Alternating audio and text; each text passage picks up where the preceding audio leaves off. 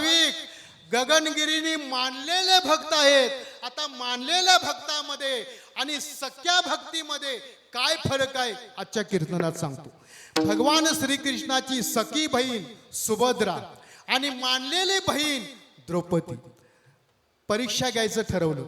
उद्धव आणि भगवान श्रीकृष्ण परीक्षा घ्यायला गेले. म्हणले बघू कुणाच्यात काय ताकद आहे. सकाळी 8ची टायमिंग होती. सुभद्रेच्या घरात गेले. सुभद्रेनं पाहिलं कृष्ण आलाय. आता सकं नातं होतं. बस देवा कुठं बसायचं ते म्हणली. देव बसले. पण सुभद्रा पाणी भरायसाठी टायमिंग चालू होती. पाणी भरायची वेळ होती.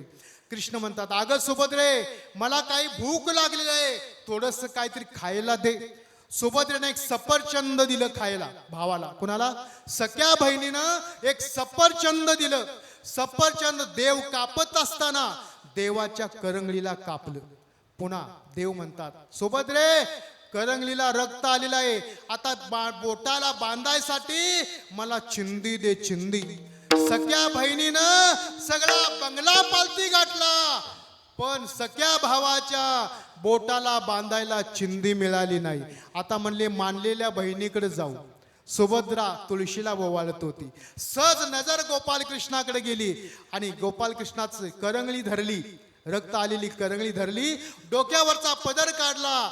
फाडणार एवढ्यात उद्धवानं हाक दिला ताई थांबा.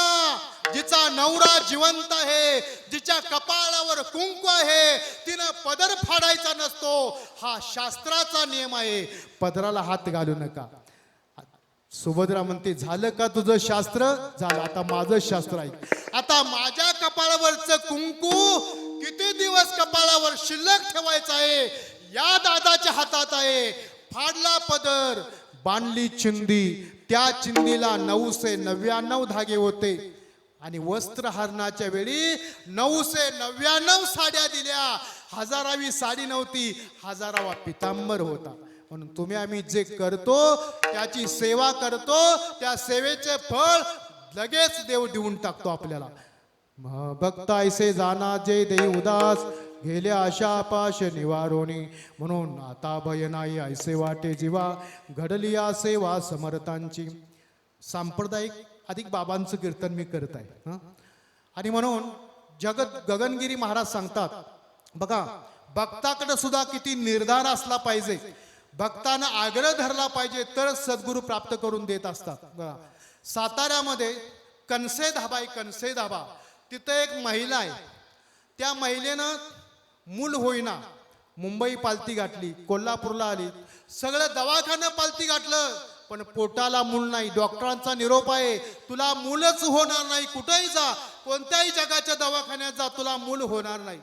शेवटी ती बाई गगनगडावर आली. कारण शेवटी माणसं दमतात दमतात आणि मग देवाकडे येतात.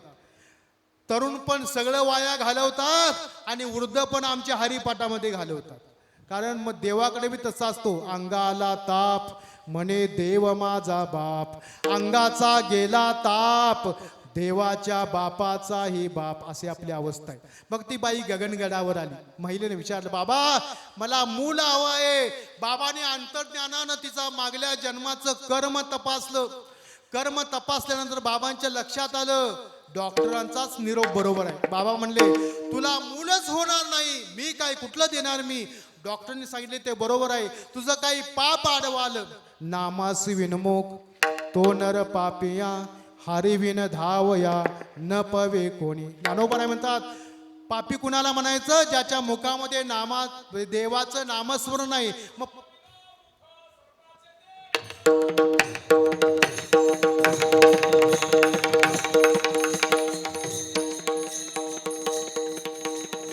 नामाची विनमुख तो नर पापी,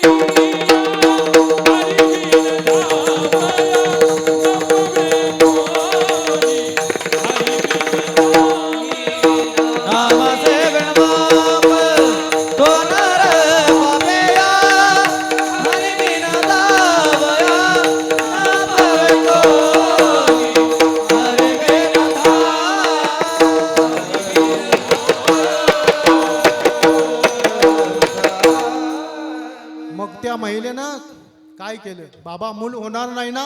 नाही होणार. मग म्हणले मी घरला